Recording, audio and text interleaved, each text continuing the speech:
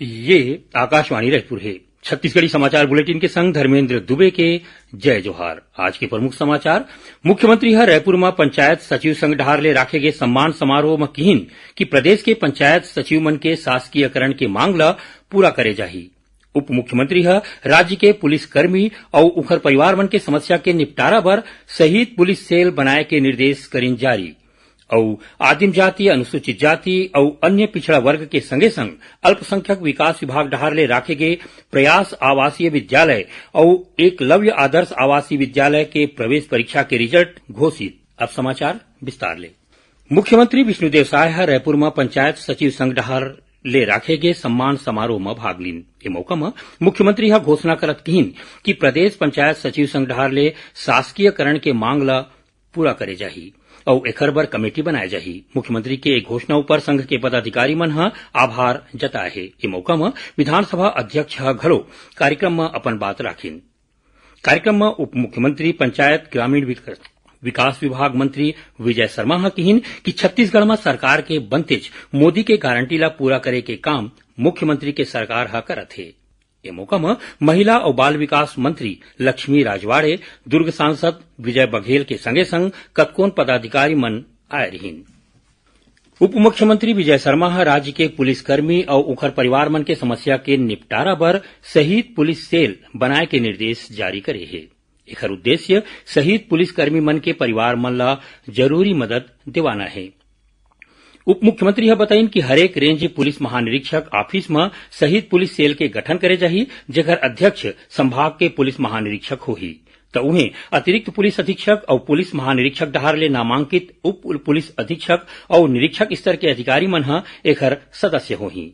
शहीद police sale के समस्या मन के निपटारा बर हरेक महीना के दूसर बुधवार के पुलिस मुख्यालय स्तर में बैठक होही। जानबा के मुताबिक थोड़ीक दिन पहली शहीद पुलिसकर्मी मन के परिवार मन ह अपन समस्या ला लेके उप मुख्यमंत्री और गृह मंत्री विजय शर्मा ले मिले रहिन।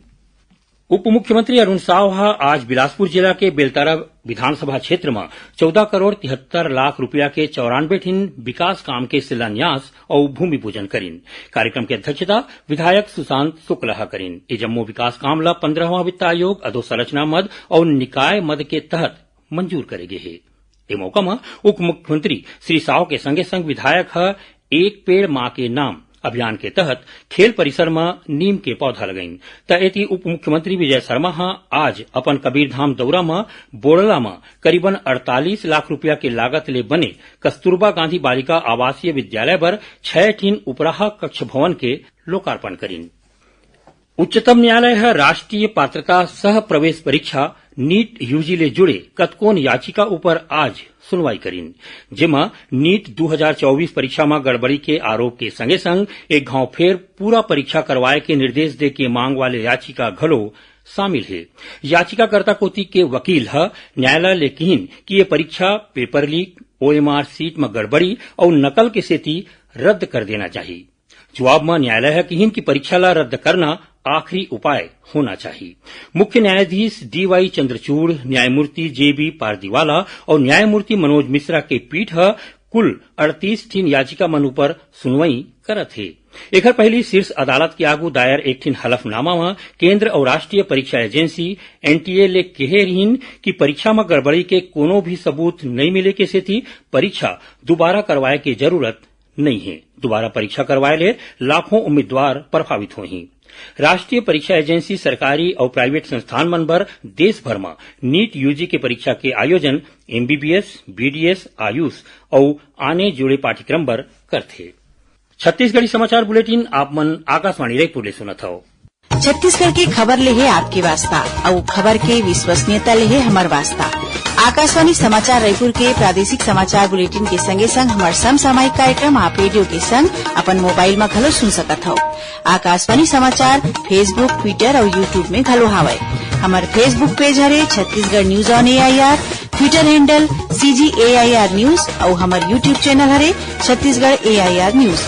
तो अब रेडियो के संगे संग आपके मोबाइल के माध्यम ले हम आप तक पहुंचत हन। छत्तीसगढ़ की हर खबर पर सुनत रहो आकाशवाणी समाचार।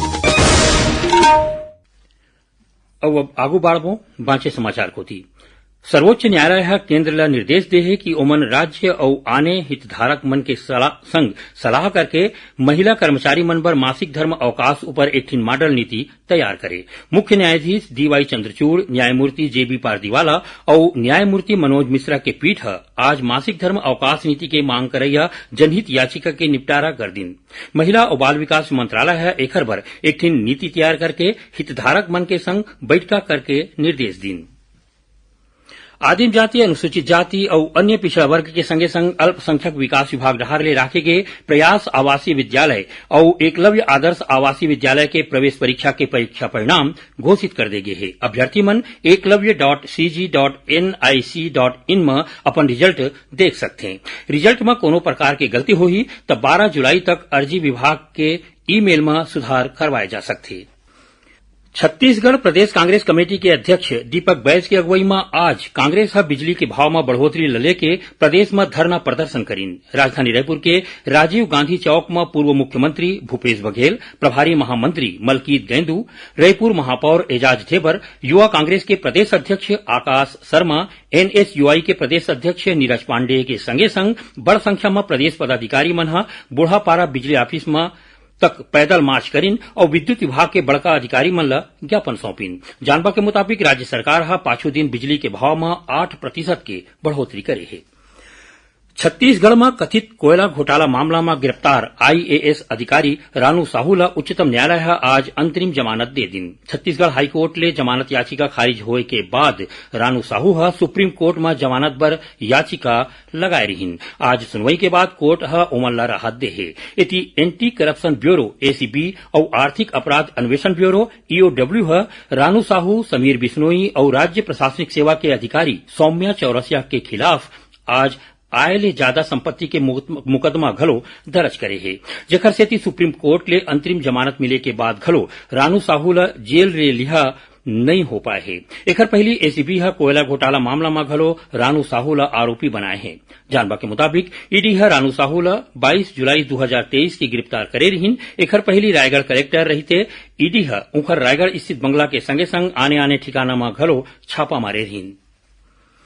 बलरामपुर जिला के भंवरमाल धान खरीदी केंद्र में पाछू खरीफ बछर में 77 लाख रुपया के गबन के मामला में पुलिस 4 जिन आरोपी मन ला गिरफ्तार करे है। जानबा के मुताबिक खरीफ बछर 2023-24 में समर्थन मूल्य में धान बिसाए के बाद हिसाब किताब के दौरान ये मामला आगू आए रहीस, जेकर बाद फूड इंस्पेक्टर एकर शिकायत रामानुजगंज थाना में दर्ज कराए रहीन, जेकर ऊपर पुलिस भंवरमाल धान खरीदी केंद्र के 11 जिन लोगन मन के खिलाफ मामला दर्ज करे रहीन। पुलिस ए मामला में 4 जिन आरोपी मन ला गिरफ्तार कर ले है और भागे आरोपी मन के खोजबीन करत है।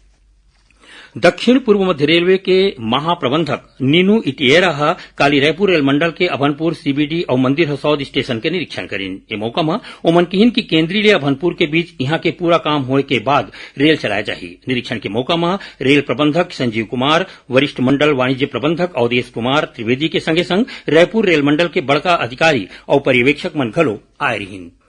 अब पेश है मौसम के हाल। प्रदेश में काली कतको जगह में गरज चमक के संग हल्का ले मध्यम वर्षा होए के संभावना है, तो उन्हें एक दो जगह में भारी वर्षा हो सकथे। मौसम विभाग के मुताबिक एक द्रोणिका जैसलमेर, रायसेन, मंडला, रायपुर, कलिंगपट्टनम और ओखर बाद मध्य बंगाल के खाड़ी तक फैले है और संगे संग एक ऊपरी हवा के चक्रीय चक्रवाती घेरा पश्चिम मध्य बंगाल की खाड़ी और ओखर ले लगे दक्षिण तटीय आंध्र प्रदेश के ऊपर बने हैं, जेकर असर ले दक्षिण छत्तीसगढ़ के कोनो कोनो जगह में भारी वर्षा होए के चेतावनी दे गई है।